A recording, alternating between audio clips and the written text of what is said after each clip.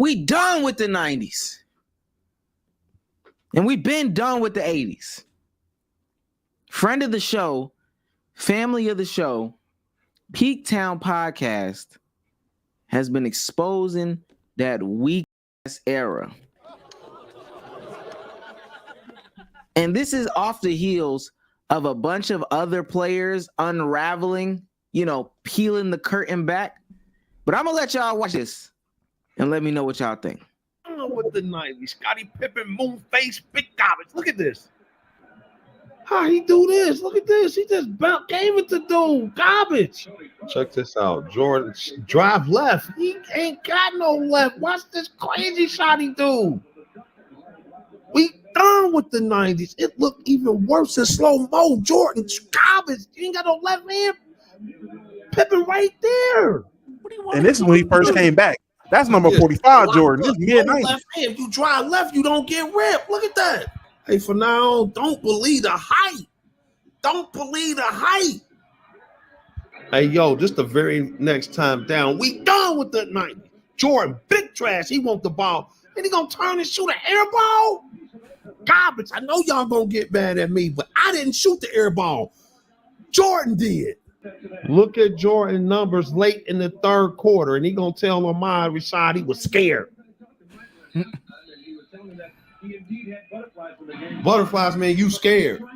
These your GOAT's number late in the third quarter. LeBron numbers ain't never like that this late in the third quarter. Big time. Look, he won it again. Watch this. Get that out of here. This y'all GOAT right here. Garbage. It looked even worse in slow-mo. Look, get that shit out of here. It's garbage. Wait, this one is crazy. I ain't gonna lie. We done with the 80s. Look at Isaiah Zesty Thomas do that move for nothing. Then he gonna pass it to Vinny the microwave. He just gonna travel and then get it beat. Garbage. We done with the 80s. When you watch Isaiah Thomas just travel, zesty. Garbage. The 80s, all they did was travel and shoot bricks. All they did was shoot bricks, smoke dope, and travel. Kiss Magic Johnson. Zesty. Look at this guy that just subbed in, man. For real? They say he hardly ever played. It's the worst ball spot of my life. That Lou Hudson? Hardly ever plays. Who is dude? Scottie Pippen. Jordan passed the ball. It's 2 on you. Pass it. Scottie wide open. Shoot an air ball. Trash. The 80s was big trash. Look at dude with the ball spot, man. This is one of the worst balls hole in the naturals I ever seen. That's Zareem Abdul-Jabbar, bro. Look at how his beard connect to his mustache connect to his beard to his ball spot. It looked like he cut that in there. Zoo Alcindor. Man, who is dude? I mean, it looked like he lost a bet. It don't even look like he balled for real. It looked like he just lost a bet, man. Yeah, man. Jordan gambling habit was out of control, man. He made dude cut his hair when he ain't had the money. Is it true that Michael Jordan didn't have a left hand? No, but I tell you what, I challenge you to prove to me that he couldn't go left on a consistent basis for a 15-year career, that he had no weak hand. He couldn't do anything with his weak hand. According to you and according to all of your cronies, prove it to me. Prove to me that Michael Jordan, from the time he showed up in the NBA to the time he left in 2003, his left hand was weak. He couldn't do anything with his left hand. Prove it to me. I challenge you to do that. Man, what's going on? Man? What's going on? What's tell me what Lies are being exposed every single day, man. Lies are being exposed. What you grew up on wasn't what it was. We talked about it a couple pods ago. What is that thing from your childhood that looking back wasn't really it? I personally said live action sitcoms, looking back, them shits weren't funny. And, looking back, maybe the 80s and 90s weren't the golden age that a lot of y'all made it out to be, man. Next up, 2000s, though. You are up next, buddy. You are next up in the investigation. I know that's right. So. And they're already calling the defense trash in this era. We're getting ahead. We're done with the 2020s. I'm starting that shit. Yes. What's going on here, man? Just a lot of realizations are setting in. A lot of these games, tape delayed, not on, in the archives of the archives. they weren't being displayed like that. Now people having the access to really go back and uncover some of this film and actually dissect it for real. You will start to see a lot of these things that the older cats are just ignoring or glossing over. And to be also honest, it's just flaws. Every era has flaws. Every player has a flaw or two, has some sort of flaws. No one's perfect. It's a flaw. I'm loving this resurgence of we're done with the 80s, done with the 90s, because now these people are basically being caught off being hypocrites. Because I brought this up on PC and a point was made. When we talking about players we're done with in the 90s, whatever it is, we start pointing out flaws of Jordan can't go left, Barkley can't go left, whoever can't go left or can't do this, can't do that. Oh, but he still won. He was still great. He still did this. But you fast forward and we talk about early LeBron not having a jump shot, and I tell you, oh, but he still averaged 28, 29 points with no jump shot. Still, how great can you be if you can't do this, that, and the third? You're starting to expose these guys. You gotta have the same energy. Guys can have flaws and still be great. Guys can have flaws, you can point it out. Yeah. And I'm just loving it. This is the start of it. This is the start of uncovering that truth. I think both are stupid, to be fair. I just want to put it out there. Like, everyone has flaws, you know? And also, when it comes to... Because this is also why during the draft, like, I wanted to make sure that we picked specific years is because with a player's progression early in their career, they're going to have certain weaknesses that maybe later in their career they work on. They get exposed in the playoffs on the biggest stage, and then they work on it. So, like, for example, LeBron, the fact that people were making him shoot in the late 2000s when he was choking it up, that was a weakness that was exposed. He learned from it, and by 2012, 2013, he had a really good post game. You couldn't just leave him open, and that turned into prime LeBron. So, I mean, same thing with Jordan. So, but a lot is being exposed, though. I will say a lot is being exposed, and I'm glad he didn't just keep it on MJ, man. You know, he kept, you know, he was attacking the Celtics. He was attacking the Pistons. He was attacking the Pacers. He kept the same energy throughout the whole era, so I like it. I wanna say, because last podcast when I talked about the Heat thing, and somebody was like, Damo showed you Michael Jordan doing this, that, and the third, and you just you moved the goalpost or whatever the case may be. That's clear evidence, and you can go back, and I encourage people to watch Peak what's his name? Peak Town Podcast? My bad. I encourage y'all to watch his YouTube channel to see the footage that's there. I'm gonna play a couple more clips, but like it was known. B-Soul's reacted to a couple more things. Like the word was out on MJ. Send him left. If he's Isaiah Thomas said, if he's on the left side, send him left. If he's on the right side, send him left. If he's at the middle, send him left. If he takes 2 dribbles, he's gonna pick it up. He about to shoot that motherfucker. It's been out there. It's been exposed. And what's crazy is we talk about it all the time. We concede it. I don't know why this is maybe the manner. You don't like the manner that, you know, people are delivering the message, but we talk about it all the time. Those generations in those eras were less skilled. But if you don't like the way that somebody's saying it, change your tampon. I think that's part of the problem, first. And 2, get a grip. I said that me and Sage talked about AI a minute ago.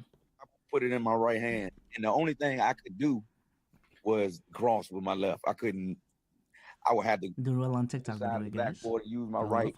I ain't want to dribble with my left, nothing. You know what I mean? I was, and yet they would still fall for it because you make it the way you do it. You making that person. You got to make it look exactly like you going that way. Not Allen Jaylen Brown. 2 dribbles. He's coming back. 2 dribbles, and the motherfucker is coming back right. When he gets into the lane, he's finishing right. It's as simple as that. It's as simple as that. I want to go to another one. I talked about this last podcast, but I didn't find it, but I found it now. It's easy to find these things. Sometimes you just got to look for the footage. It's not that hard to understand the difference in errors, right? So at my heaviest, when I was in Indiana, I was 273. This is ex-pro player David West. Right. 273 pounds. Yeah. Roy was 295 pounds. This is Roy Hibbert. Okay. Roy was anywhere from 295, 285 on a light day, 295 on a heavy day, right? We had Danny Granger who played the 3. And he was 245 pounds at the 3. Paul George was 220 at the 2. And whether it was Lance or if we had Lance at the 1, Lance is 230 pounds at point guard. George Hill, 195. Right? For as great as the Pistons were in the 90s, I'm not taking any Pistons with Isaiah and Lambeer. Those guys were great. Yeah. Lambeer was only 245 pounds. We done with the 90s. We done with the 90s. That nigga is a small forward point, and you think that that's the guy that's gonna get physical? With somebody talk about body up sliders. Let him go. Let him cook.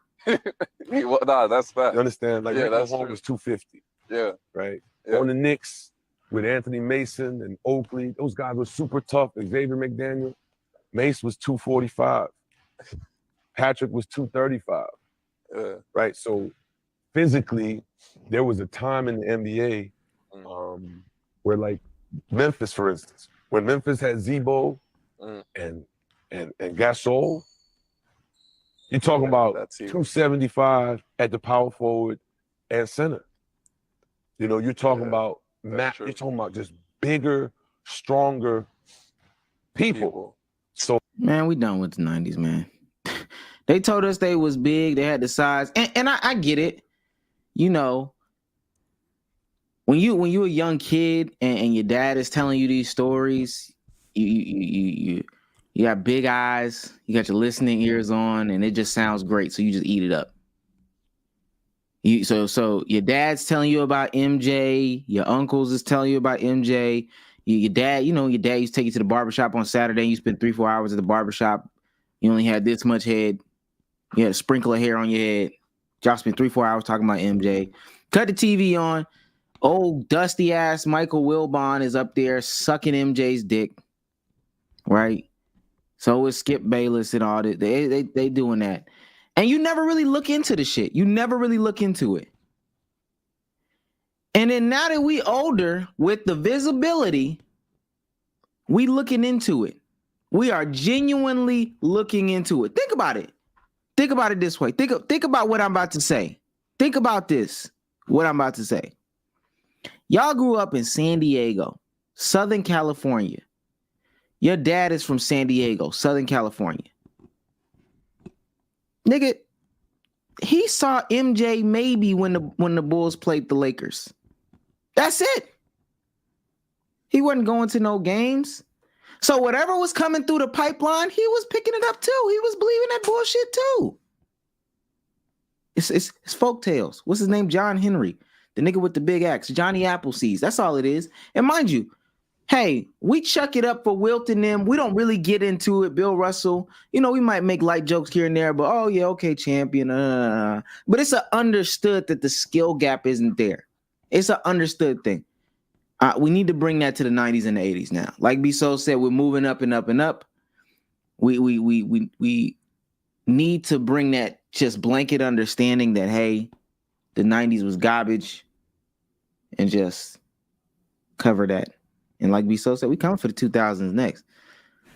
I just want to make clear, I personally still think MJ's a great player, but the weakness was the weakness. That shit was exposed. I think every player got weaknesses. When motherfuckers are just in denial about Jordan's weaknesses, I think that's when it becomes a problem. But hey, like I said in that TikTok, bro, it's like the jokes are fun. Like I like being a part of the jokes, but all I'm seeing is how much do you really need that offhand for real, man? Jordan didn't need it. Magic didn't need it. Stockton didn't need it. Jaylen Brown didn't need it. Allen Iverson didn't need it, man. That? Oh no. I'm just saying, man. If everybody else, mind you, that's the top. So if everybody else is worse than that garbage, you might be right. They definitely don't need it. Because I tell you one thing, B-So, when I'm playing with my little cousins on the little Tykes rim, I don't need that shit either. And that's what it was for a lot of them. When you playing against garbage.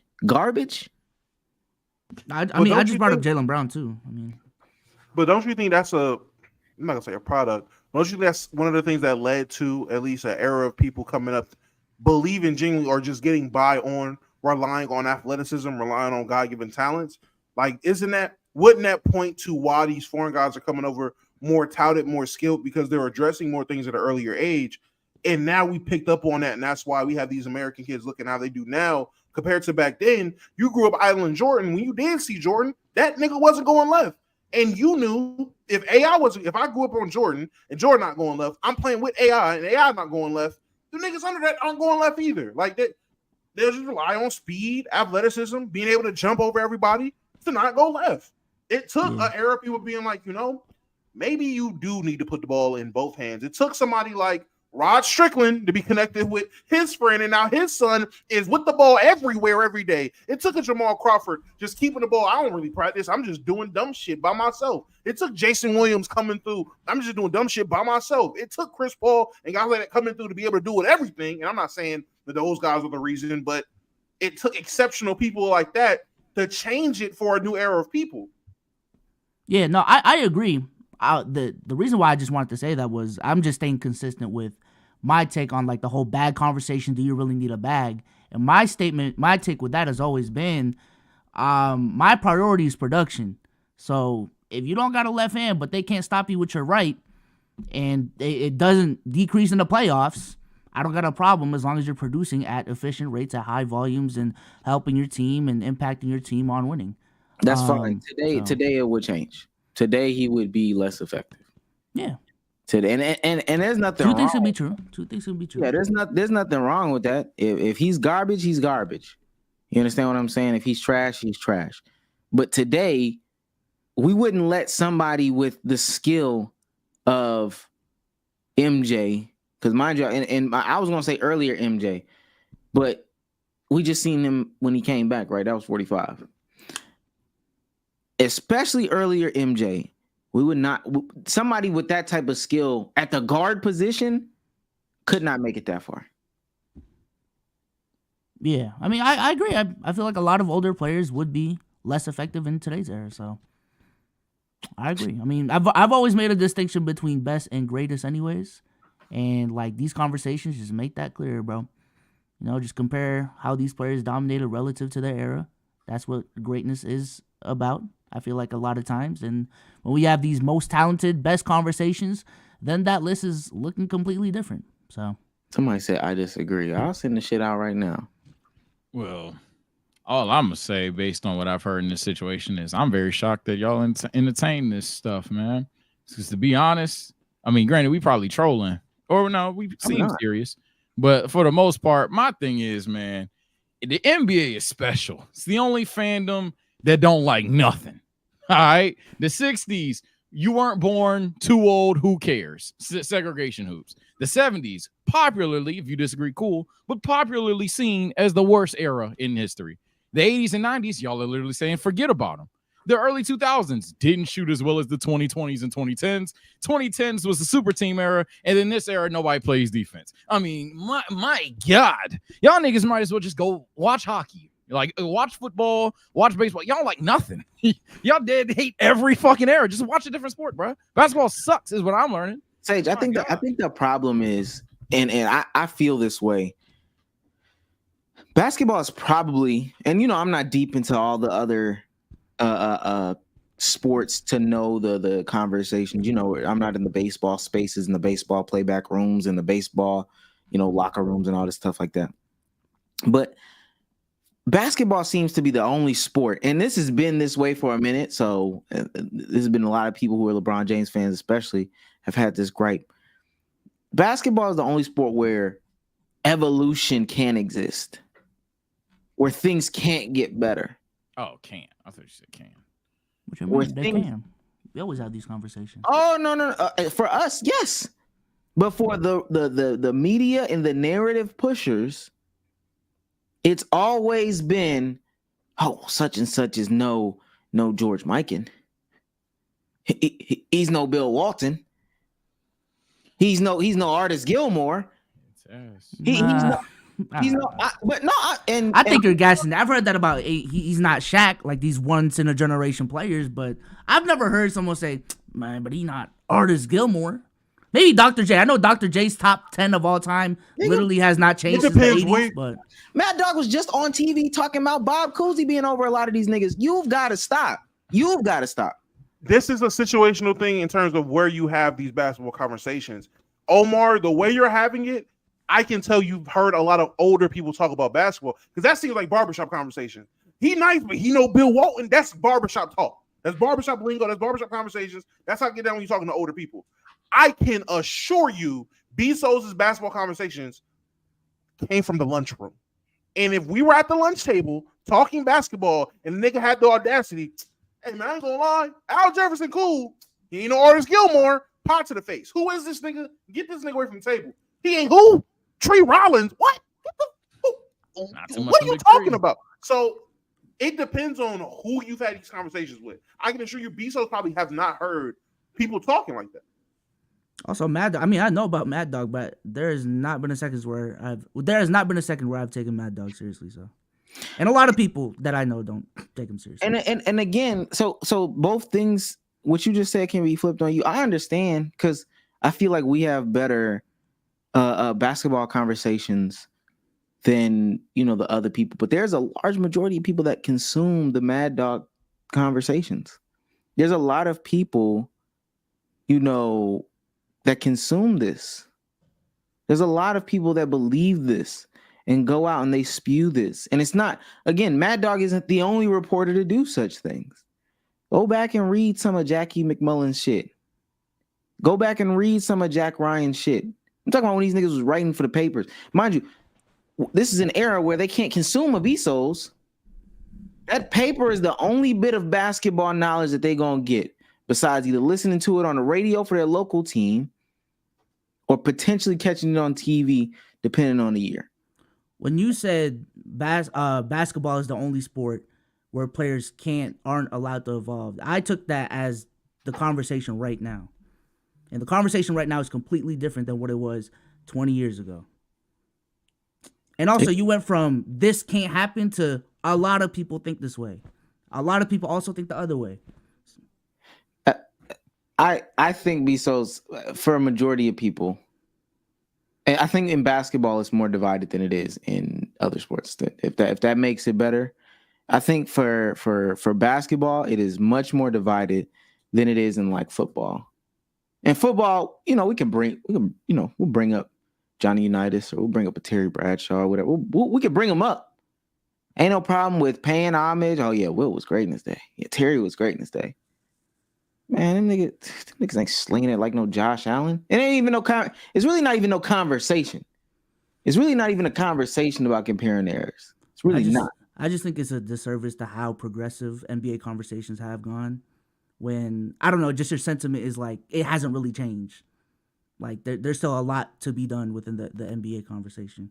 When it has progressed a lot. Not to say that there's no room for improvement, but it has progressed a lot. Like, we've gotten to the point where the MVP isn't just best player on the best team. Like, in the 2000s, that was the case. That is not the case anymore. I don't know if I use the word. Was that the case in the 2000s? 1990s, 2000s, whatever you want. But was that the case in the 2000s that it was just best player on best team that got the MVP? That was a majority, at least from my understanding. It was a lot of who was the guy putting up really good stats on extreme winning. Now we're having these nuanced conversation.